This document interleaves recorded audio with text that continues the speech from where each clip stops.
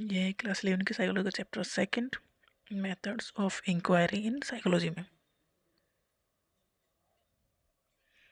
ये full chapter देखेंगे, इसकी फुल चैप्टर की समरी इन वन शॉट। तो goals of psychological inquiry, goal क्या है साइकोलॉजिकल इंक्वायरी के? फर्स्ट है description, prediction, explanation and control of behaviour and application of knowledge so generated in an objective manner. Description में क्या है? It attempt to describe a behaviour और a phenomena as accurately as possible. Psychological inquiry में हम किसी भी behaviour को या किसी भी फिनोमेना को अच्छे से डिस्क्राइब करने की कोशिश करते हैं। This helps in distinguish A particular behaviour from other behaviour. अगर हमने बिहेवियर को अच्छे से एक्सप्लेन किया है तो हम दो बिहेवियर के बीच में डिफरेंसेस पता कर सकते हैं। तो डिस्क्रिप्शन मैटर्स। सेकेंड है गोल है साइकोलॉजिकल इंक्वायरी का प्रिडिक्शन, कि क्या क्या हो सकता है। ये सेकेंड गोल है साइंटिफिक इंक्वायरी का, if we are able to understand and describe the behaviour accurately. अगर हम बिहेवियर को अच्छे से एक्यूरेटली डिस्क्राइब कर सकते हैं then we may know the relationship of a particular behaviour with other type of behaviour. मतलब इस बिहेवियर का दूसरे बिहेवियर से कैसे लिंक है, क्या रिलेशन है, ये हम अच्छे से पता कर सकते हैं। फिर प्रिडिक्ट कर सकते हैं, पहले डिस्क्राइब करो बिहेवियर को अच्छे से, वो इस चीज़ में हेल्प करेगा कि ये बिहेवियर अलग बिहेवियर से कैसे अलग है, डिफरेंसेस क्या है। फिर हम प्रिडिक्ट कर पाएंगे कि क्या क्या हो सकता है बिहेवियर में चेंजेस। थर्ड गोल है साइकोलॉजिकल इंक्वायरी का explanation. Third goal of psychological inquiry is to know the causal factor और डिटर्मिनेंट ऑफ बिहेवियर। बिहेवियर का क्या रीज़न है, क्यों हुआ ऐसा। Next control. Control refer to three things make a particular behaviour happen, reducing it और enhancing it. Control करना है उस बिहेवियर क्या कैसे है, इसे बढ़ाना है या घटाना है। अगर पॉजिटिव बिहेवियर है, अच्छा है, तो उस चीज़ को इम्प्रूव किया जाएगा, बढ़ाया जाएगा, इन्हांस किया जाएगा। अगर वो नेगेटिव बिहेवियर है तो उसे रिड्यूस करने की कोशिश की जाएगी। नेक्स्ट एप्लीकेशन है the final goal of the scientific inquiry is to bring out positive change in the life of people. ये जो सारी चीज़ें हो रही हैं साइकोलॉजी में, ये हो रही हैं किसके लिए? कि लोगों के लाइफ में कुछ पॉजिटिव चेंजेस आए, उसके लिए। नेक्स्ट टॉपिक है steps in conducting scientific research. कौन कौन से स्टेप्स इसमें इन्वॉल्व होंगे? फर्स्ट तो ऑब्जेक्टिविटी होनी चाहिए पहली बात तो रिसर्च में। ऑब्जेक्टिविटी का मतलब ये है कि रिसर्च कोई भी करे कभी भी करे, कंडीशन अगर वही है तो रिजल्ट भी वही आना चाहिए। Objectivity refers to the fact that if two or more person independently study particular event, दो या दो से कोई भी इंसान उस चीज़ को या साइकोलॉजिस्ट किसी चीज़ की स्टडी कर रहे हैं, किसी इवेंट की स्टडी कर रहे हैं, both of them to a great extent should arrive at the same conclusion. Conclusion लगभग सेम ही होना चाहिए। ये ऑब्जेक्टिविटी है रिसर्च की, कि रिसर्च कोई भी करे सेम प्रोसीजर से किया गया है, सेम कंडीशन सिचुएशन में किया गया है, तो रिजल्ट सेम ही आएगा। कौन कौन से स्टेप्स इन्वॉल्व होते हैं साइंटिफिक रिसर्च में?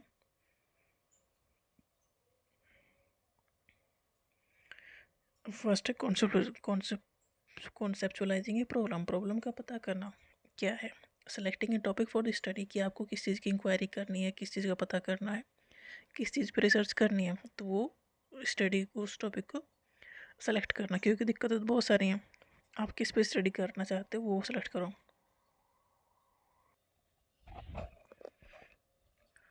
Selecting A topic for study after identification of a problem, problem है क्या उसका पहले उसे आइडेंटिफाई करना है, फिर उस प्रॉब्लम पे रिसर्च करनी है।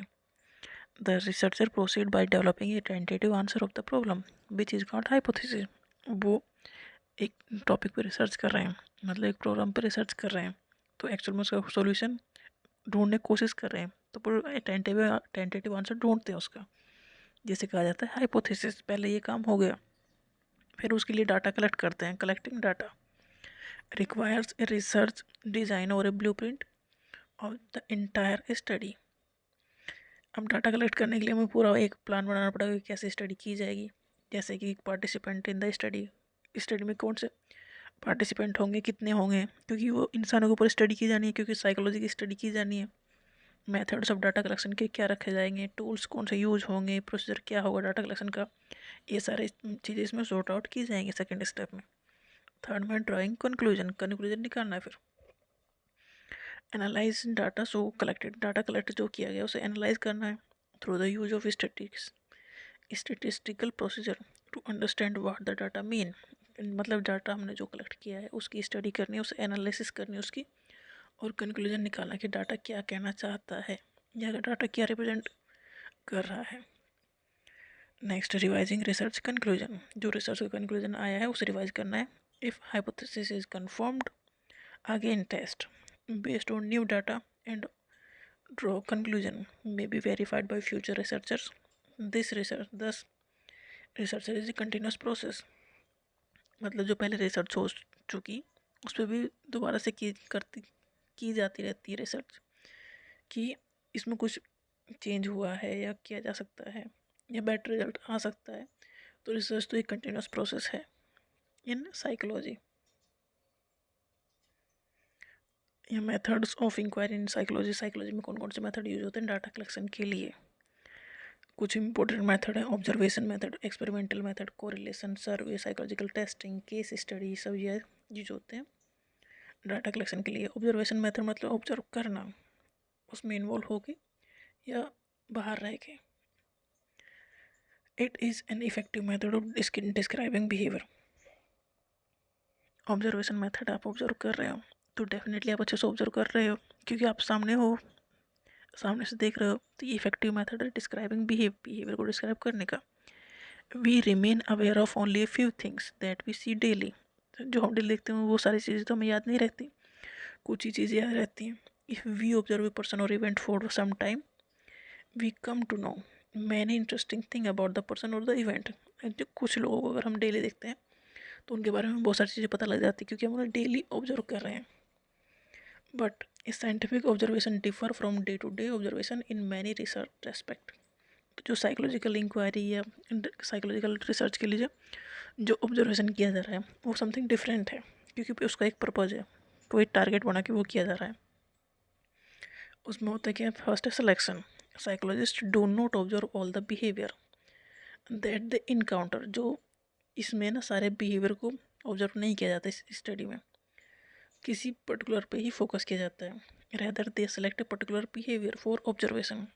मतलब इस सिचुएशन में उसका बिहेवियर कैसा होगा, किसी पर्टिकुलर बिहेवियर पर ही फोकस होता है।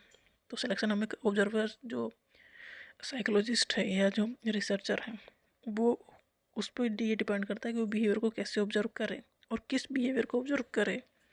मतलब रिसर्च की डिमांड क्या है उसके बेस पर ही बिहेवियर ऑब्जर्व किया जाएगा। नेक्स्ट है recording. While observing, a researcher record the selected behavior using different means।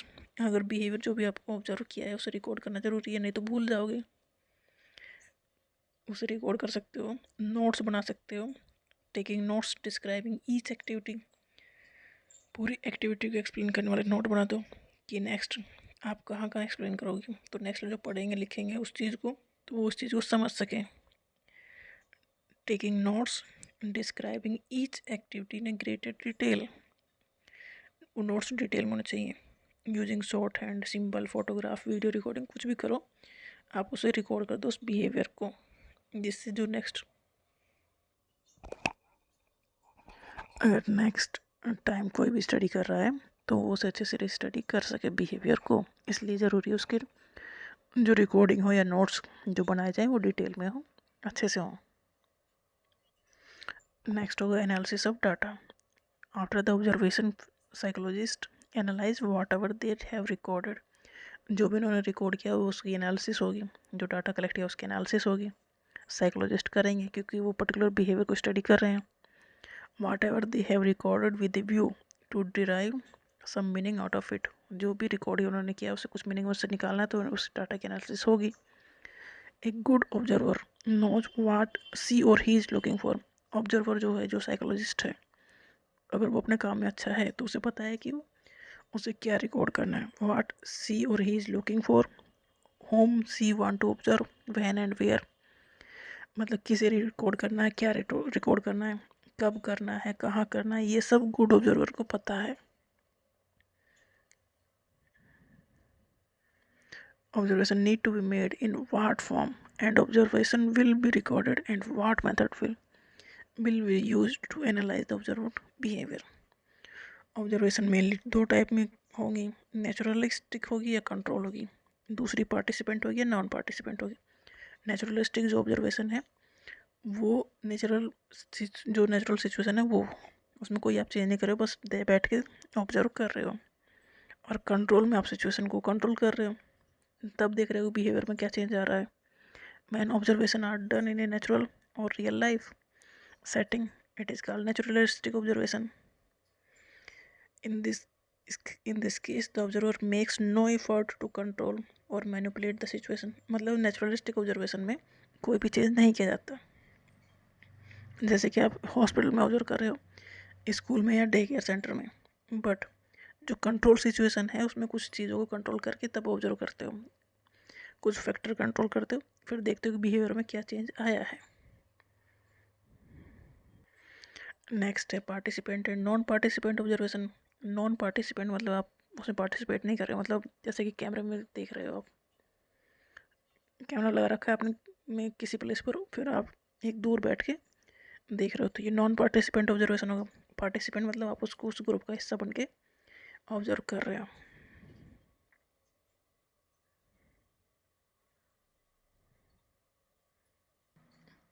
Next method है एक्सपेरिमेंटल।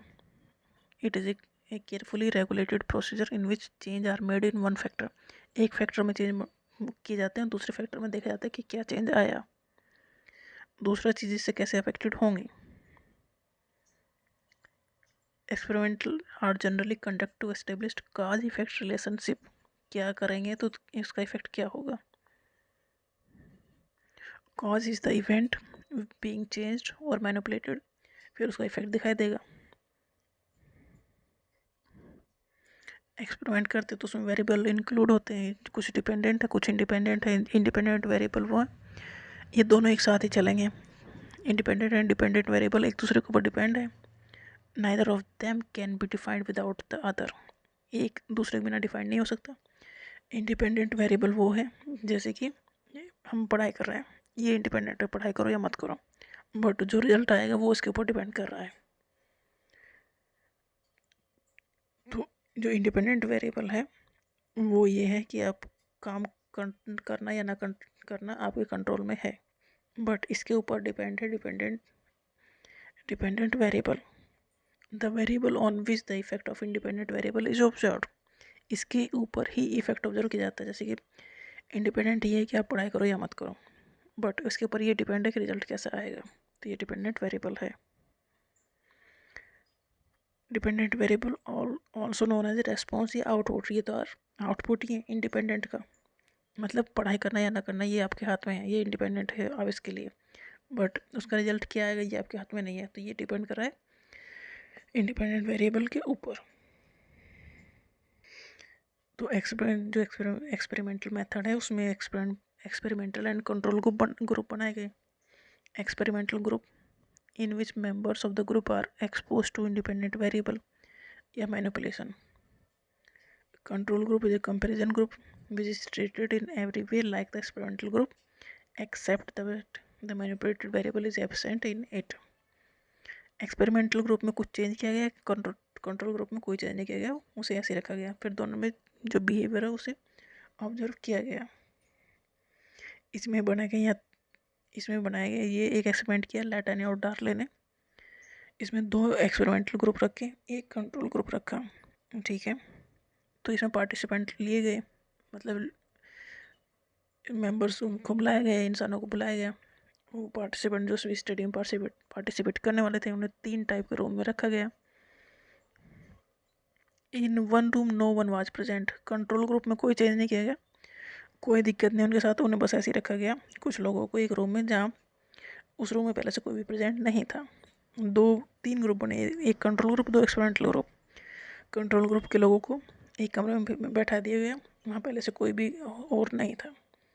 2 एक्सपेरिमेंटल ग्रुप बने, उन दोनों कमरे में उन्हें बैठाया गया, 3 कमरों में बैठाया गया तीनों ग्रुप को। तो जो 2 एक्सपेरिमेंटल ग्रुप थे उनमें दूसरे और भी लोग थे एक्स्ट्रा, मतलब बाहर से और भी लोग उसमें बैठाए गए।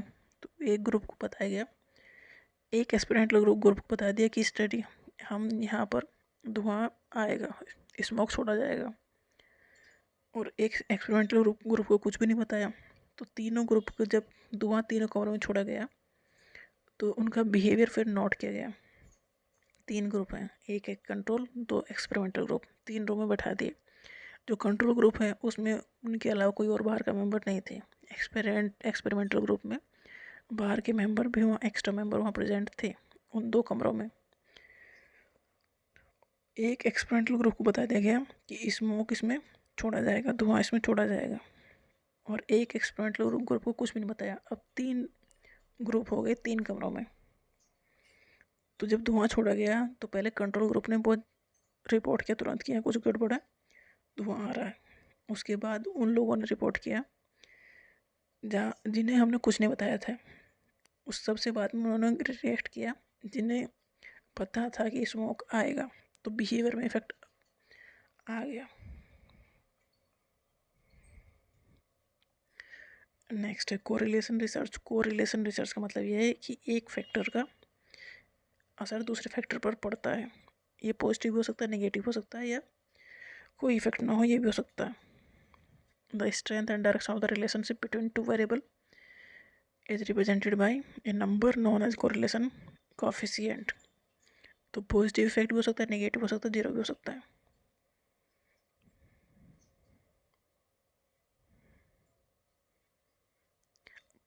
पॉजिटिव कोरिलेशन का मतलब ये है उस स्टडी का अगर एक काम हम सीख रहे हैं तो उसका अच्छा इफेक्ट पड़ रहा है दूसरे काम के ऊपर, तो पॉजिटिव कोरिलेशन है।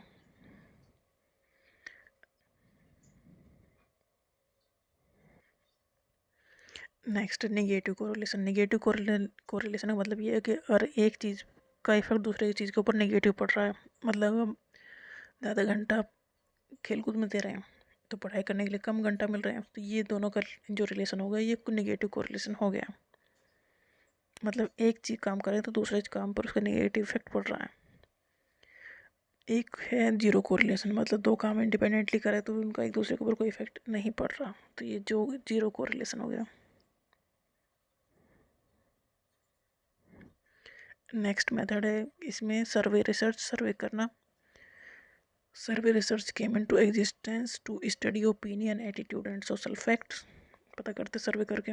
सर्वे में होता है पर्सनल इंटरव्यू, आप ले सकते हो लोगों का, आमने सामने बैठ कर उनसे बात कर सकते हो, तो इससे ये भी एक सर्वे का मेथड है, डाटा कलेक्शन का एक मेथड है।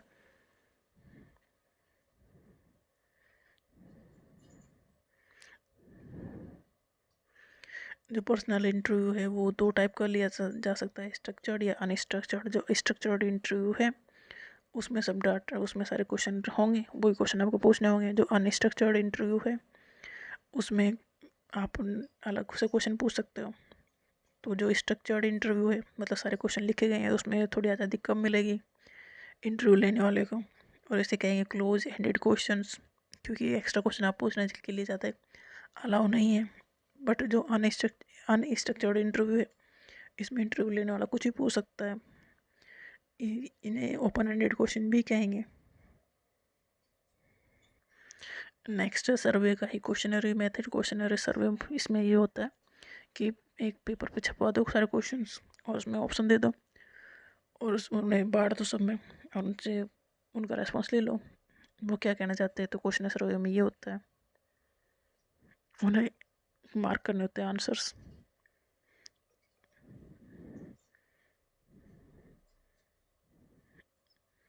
इसमें भी क्वेश्चन 2 टाइप के हो सकते हैं, open ended and close ended. Open ended में आप लिख भी सकते हो और क्लोज एंडेड में बस आपको टिक मार्क करना ही पड़ेगा क्योंकि उसमें ऑप्शन दिए रहेंगे। टेलीफोन पे भी सर्वे लिया जा सकता है। टेलीफोन पे बात करके आप, ज़रूरी नहीं है कि सामने बैठा ही हो इंसान, बहुत दूर है तब भी आप उससे बात करके सर्वे कर सकते हो। इंटरव्यू और क्वेश्चन में डिफरेंस है, इंटरव्यू फेस टू फेस होता है, इसमें क्वेश्चन ऐड भी कर सकते हैं। सब्जेक्टिव इन नेचर है, मतलब इंसान के ऊपर डिपेंड करता है। इसमें जो इंटरव्यू लेने वाला है वो स्किल्ड होना चाहिए, क्योंकि सामने बैठने वाले से आपको सब कुछ पता कर लेना है, तो स्किल होना ज़रूरी है। जबकि जो क्वेश्चन है जो सर्वे हो रहा है इसमें तो एक क्वेश्चन सारे छाप दिए गए हैं, उसके आगे आंसर भी लिखे गए हैं ऑप्शन में, तो बस टिक मार्क करना है। तो इसमें जो साइकोलॉजिस्ट है या रिसर्चर है, ज़रूरी नहीं हो ज़्यादा इंटेलिजेंट भी हो, क्योंकि इसमें सब टिक मार्क के ही जो नंबर जोड़ने हैं। नेक्स्ट है साइकोलॉजिकल टेस्टिंग। साइकोलॉजिकल टेस्टिंग में हम टेस्ट करते हैं। Psychologist have constructed different types of test. किसके लिए? For assessment of various human characteristic, जैसे कि इंटेलिजेंस, एप्टीट्यूड, पर्सनैलिटी। ये सब एक इंसान के दूसरे इंसान से कैसे अलग है, या कितना एक इंसान दूसरे इंसान से अलग है, उसके लिए ये टेस्ट है। These tests are used for various purposes, जैसे कि personal selection, placement, training, guidance. Technically speaking, psychological test एक स्टैंडर्डाइज एंड ऑब्जेक्टिव इंस्ट्रूमेंट है which is use to assess an individual standing in relation to other. मतलब एक particular इंसान दूसरे जो है लोग हैं उनसे कितना और किस तरह से अलग है, या ग्रुप के लोगों से पर्टिकुलर इंसान कितना अलग है, ये उसके लिए टेस्ट है। नेक्स्ट है केस स्टडी। केस स्टडी मतलब पर्टिकुलर किसी केस की डीप में स्टडी की जाती है। जो ऐसे जनरली ऐसे केस होते हैं जिनके ऊपर ज़्यादा स्टडी अवेलेबल नहीं है और ज़्यादा लेस अंडरस्टैंडिंग है उन टॉपिक पर, तो उन पे केस स्टडी की जाती है कि उन्हें अच्छे से समझा जा सके। नेक्स्ट है एनालिसिस ऑफ डाटा। डाटा के एनालिसिस दो मेथड्स हो सकते हैं, क्वांटिटेटिव मेथड या क्वालिटेटिव मेथड। क्वांटिटेटिव मेथड मतलब कितनी स्ट्रेंथ है ये पता लग जाता है उससे, और क्वालिटेटिव से अलग चीज़ें फाइंड आउट होती हैं।